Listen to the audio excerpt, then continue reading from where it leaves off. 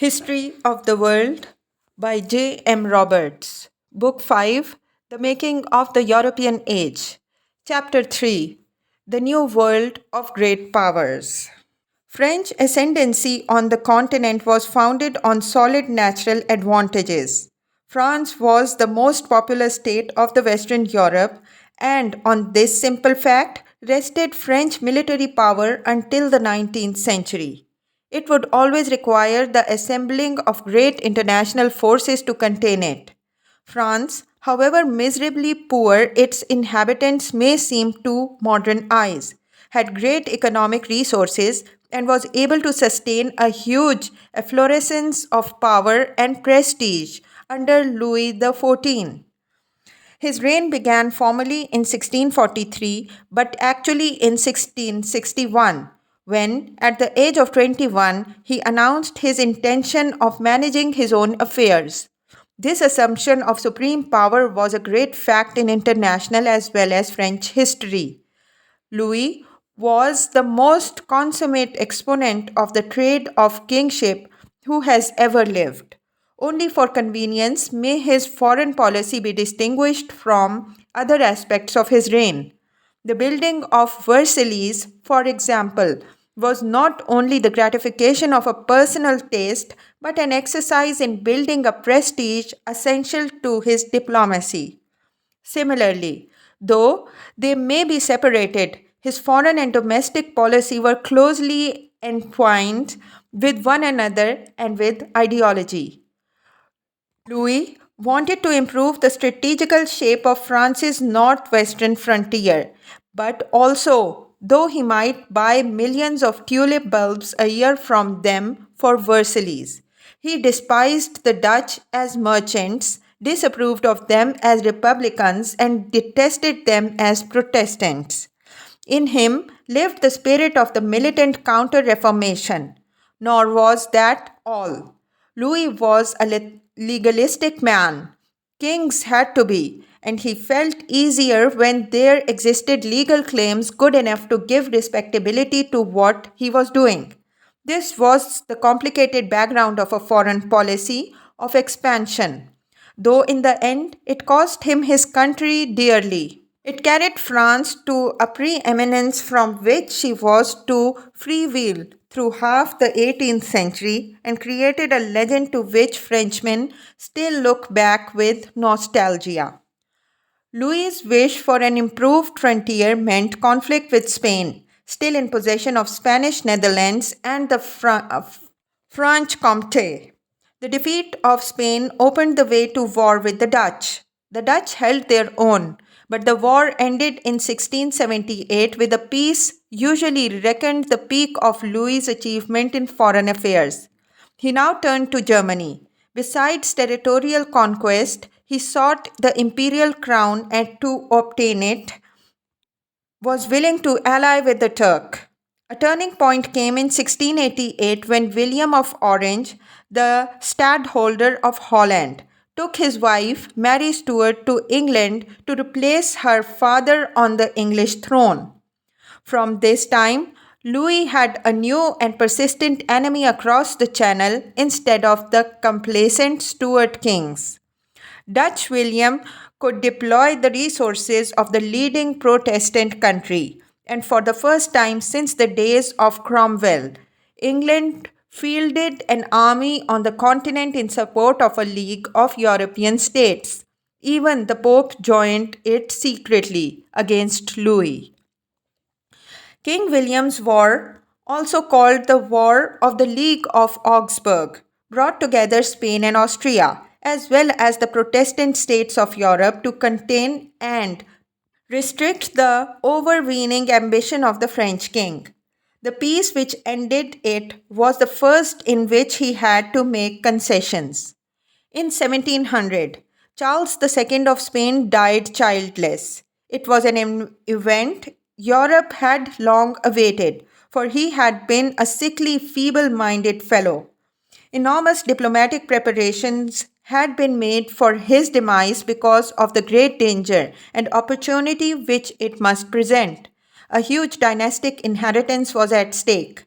A tangle of claims arising from marriage alliances in the past meant that the Habsburg Emperor and Louis XIV, who had passed his rights in the matter on to his grandson, would have to dispute the matter. But everyone was interested. The English wanted to know what would happen to the trade of Spanish America, the Dutch, the fate of the Spanish Netherlands. The prospect of an undivided inheritance going either to Bourbon or Habsburg alarmed everybody. The ghost of Charles V's empire walked again. Partition treaties had therefore been made, but Charles II's will left the whole Spanish inheritance to Louis's grandson. Louis accepted it, setting aside the agreements into which he had entered. He also offended the English by recognizing the exiled Stuart pretender as James III of England. A grand alliance of emperor, United Provinces, and England was soon formed, and there began the War of the Spanish Succession, 12 years fighting which eventually drove Louis to terms. By treaties signed in 1713 and 1714, the Peace of Utrecht, the crowns of Spain and France were declared forever incapable of being united. The first Bourbon king of Spain took his place on the Spanish throne, though taking with Spain the Indies but not the Netherlands, which went to the emperor as compensation and to provide a tripwire defense for the Dutch against the French aggression. Austria also profited in Italy. France made concessions overseas to Great Britain as it was after the union of England with Scotland in 1707. The Stuart pretender was expelled from France and Louis recognized the Protestant succession in England. These important facts assured the virtual stabilization of Western continental Europe until the French Revolution 75 years later. Not everyone liked it. The emperor refused to admit the end of his claim to the throne of Spain. But to a remarkable degree, the major definitions of Western Europe north of the Alps have remained what they were in 1714. Belgium, of course, did not exist, but the Austrian Netherlands occupied much of what is now that country, and the United Provinces corresponds to the modern Netherlands. France would keep Franche-Comté and except between 1871 and 1918, the Alsace and Lorraine, which Louis XIV had won for her. Spain and Portugal would, after 1714, remain separate within their present boundaries. They still had large colonial empires but were never again to be able to deploy their potential strength so as to rise out of the second rank of powers. Great Britain was the new great power in the West since 1707. England no longer had to bother about the old Scottish threat, although once more attached by a personal connection to the continent because after 1714 her rulers were also electors of Hanover.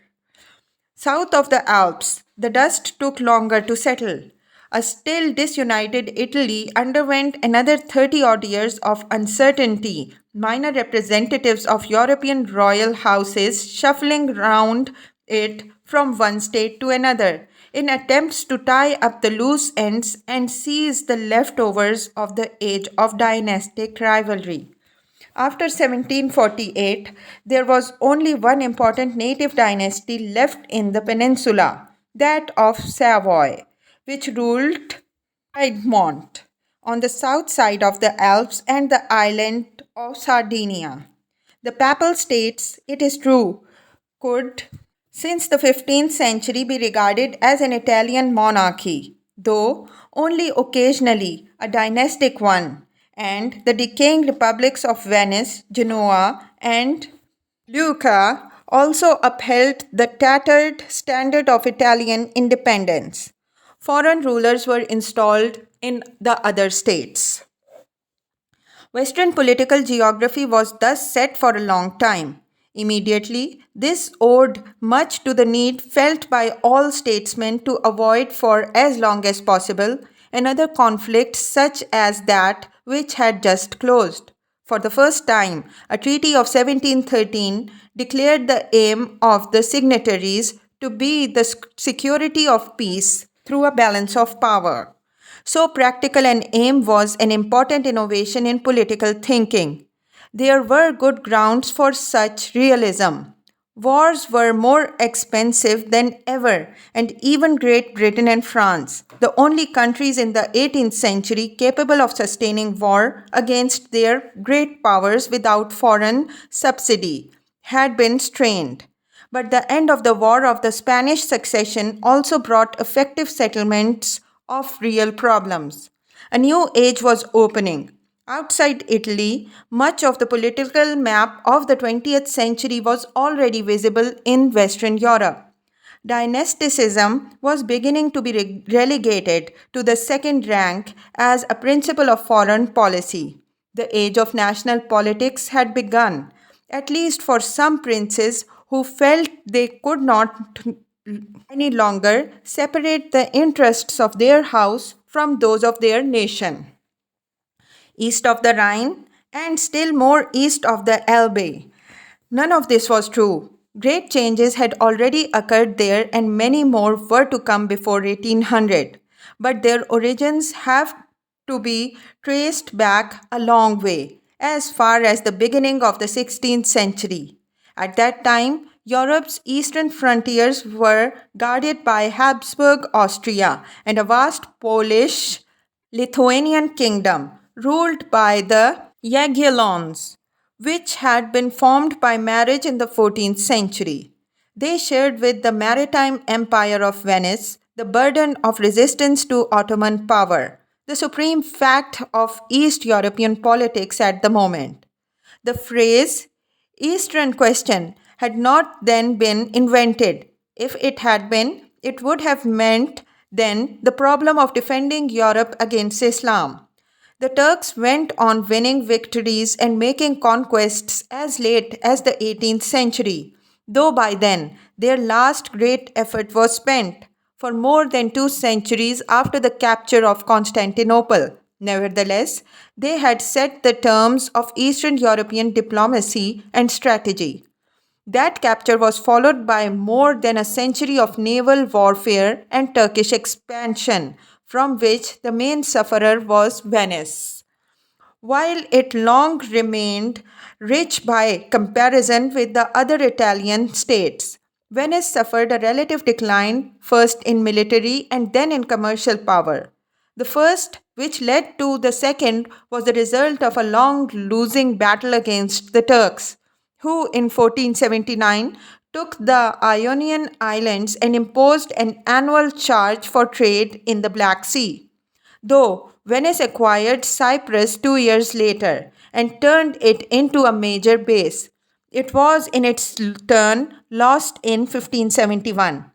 By 1600, though still a rich state, Venice was no longer a mercantile power at the level of the United Provinces or even England. First Antwerp and then Amsterdam had eclipsed her.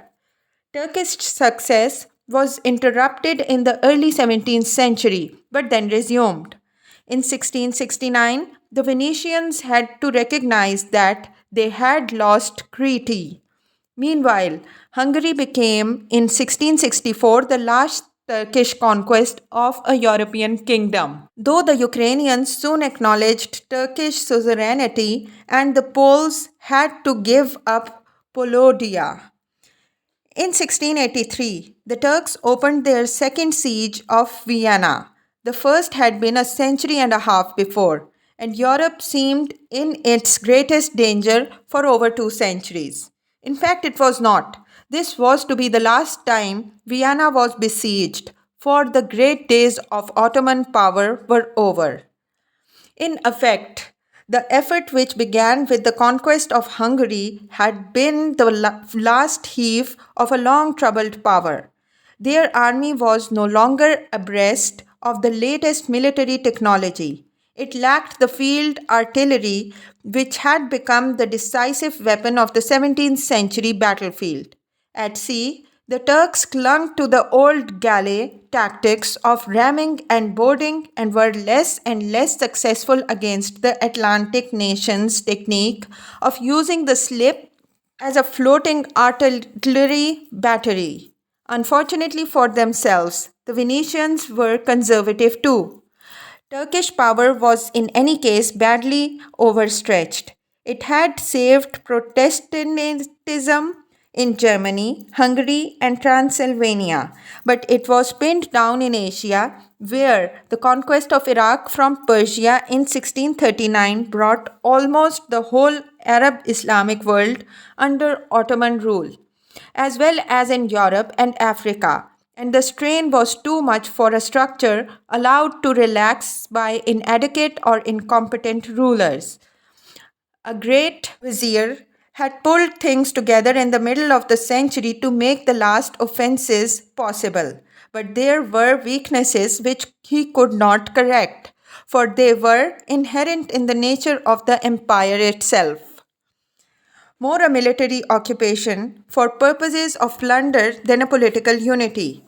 The Ottoman Empire was geared to continual expansion and the gathering of new resources in taxes and manpower.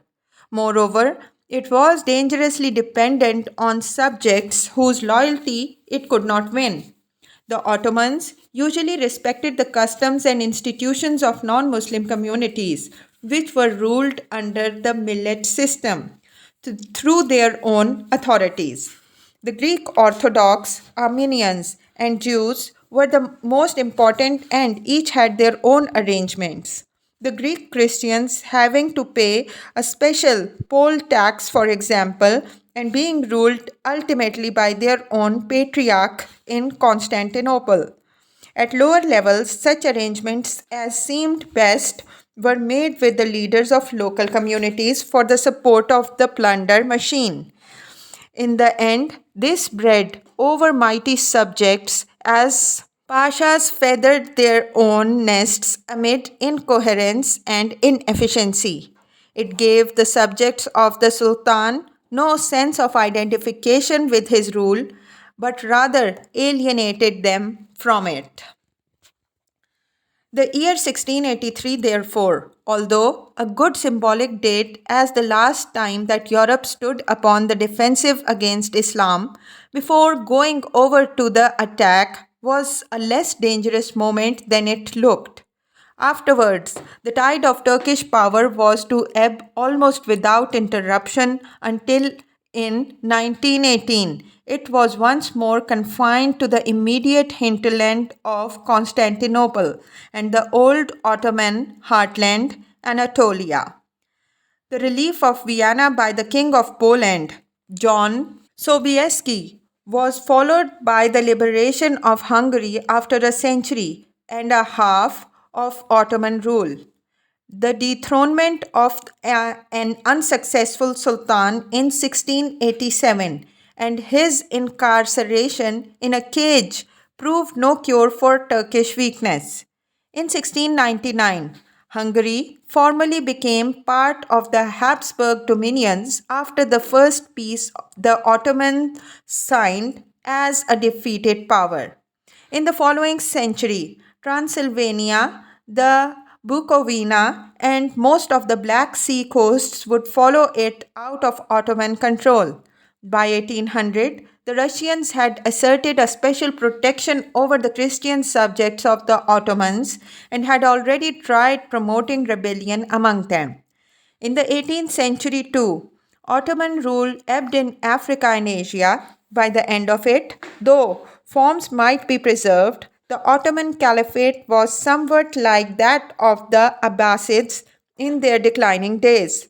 Morocco, Algeria, Tunis, Egypt, Syria, Mesopotamia, and Arabia were all in varying degrees independent or semi independent. It was not the traditional guardians of Eastern Europe, the once great Polish Lithuanian Commonwealth, and the Habsburg, who were the legatees of Ottoman heritage, nor they who inflicted the most punishing blows as the Ottoman crumbled. The Poles were, in fact, nearing the end of their own history as an independent nation. The personal union of Lithuania and Poland had been turned into a real union of the two countries too late. In 1572, when the last king of the Jagiellon line died without an heir, the throne had become not only theoretically but actually elective. A huge area was up for grabs. His successor was French, and for the next century, Polish magnates and foreign kings disputed each election. While their country was under grave and continuing pressure from Turks, Russians, and Swedes. Poland prospered against these enemies only when they were embarrassed elsewhere. The Swedes descended on her northern territories during the 30 Years' War, and the last of the Polish coast was given up to them in 1660. Internal divisions had worsened too. The Counter Reformation brought religious persecution to the Polish Protestants, and there were risings of Cossacks in the Ukraine and continuing serf revolts. The election of heroic John Sobieski was the last, which was not the outcome of machinations by foreign rulers. He had won important victories and managed to preside over Poland's curious and highly decentralized constitution. The elected kings had very little legal power to balance that of the landowners. They had no standing army and could rely only on their own personal troops when factions among the gentry or magnates fell back on the practice of armed rebellion to obtain their wishes. In the Diet, the central parliamentary body of the kingdom, a rule of unanimity stood in the way of any reform. Yet, reform was badly needed. If a geographically ill defined, religious divided Poland, ruled by a narrowly selfish rural gentry, was to survive. Poland was a medieval community in a modernizing world. John Sobieski could do nothing to change this. Poland's social structure was strongly resistant to reform. The nobility and gentry were effectively the client of a few great families of extraordinary wealth. One clan, the Radzivills, owned estates half the size of Ireland and held a court which outshone that of Warsaw. The the Potosky states covered 6,500 square miles, roughly half the area of the Dutch Republic. The smaller landowners could not stand up to such grandees. Their estates made up less than a tenth of Poland in 1700. The million or so gentry who were legally the Polish nation were for the most part poor and therefore dominated by great magnates reluctant to surrender their power to arrange a confederation or manipulate a diet.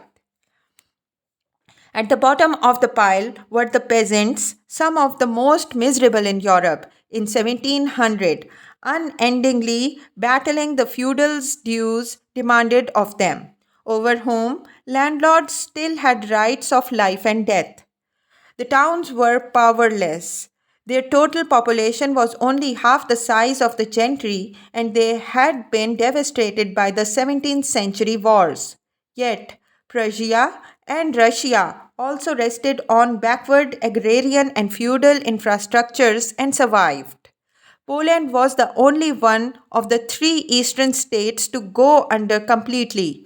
The principle of election blocked the emergence of Polish Tudors or Bourbons, who could identify their own dynastic instincts of self aggrandizement with those of the nation. Poland entered the 18th century under a foreign king, the Elector of Saxony, who was chosen to succeed John Sobieski in 1697, soon deposed by the Swedes and then put back again on his throne by the Russians. Russia was the coming new great power in the East. Her national identity had been barely discernible in 1500. 200 years later, her potential was still only beginning to dawn on most Western statesmen, though the Poles and Swedes were already alive to it. It now requires an effort to realize how rapid and astonishing was the appearance as a major force of what was to become one of the two most powerful states in the world.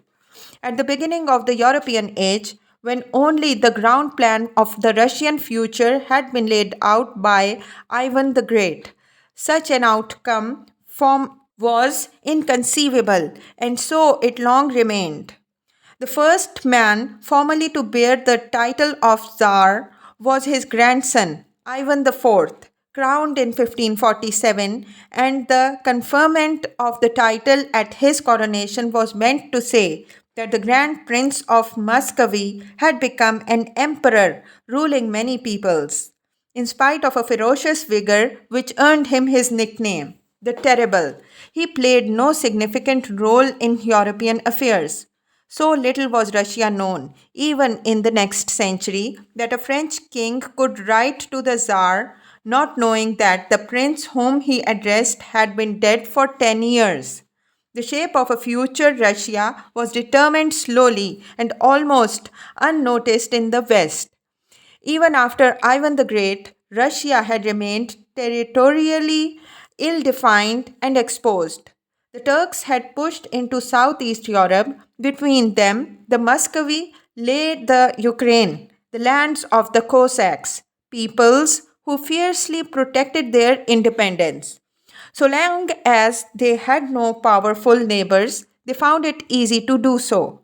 To the east of Russia, the Urals provided a theoretical, though hardly a realistic frontier. Russia's rulers have always found it easy to feel isolated in the middle of hostile space. Almost instinctively, they have sought natural frontiers at its edges or a protective glacia of clients. The first steps had to be the consolidation of gains of Ivan the Great, which constituted the Russian heartland. Then came penetration of the wilderness of the north. When Ivan the Terrible came to the throne, Russia had a small Baltic coast and a vast territory stretching up to the White Sea, thinly inhabited by scattered and primitive peoples, by providing a route to the west.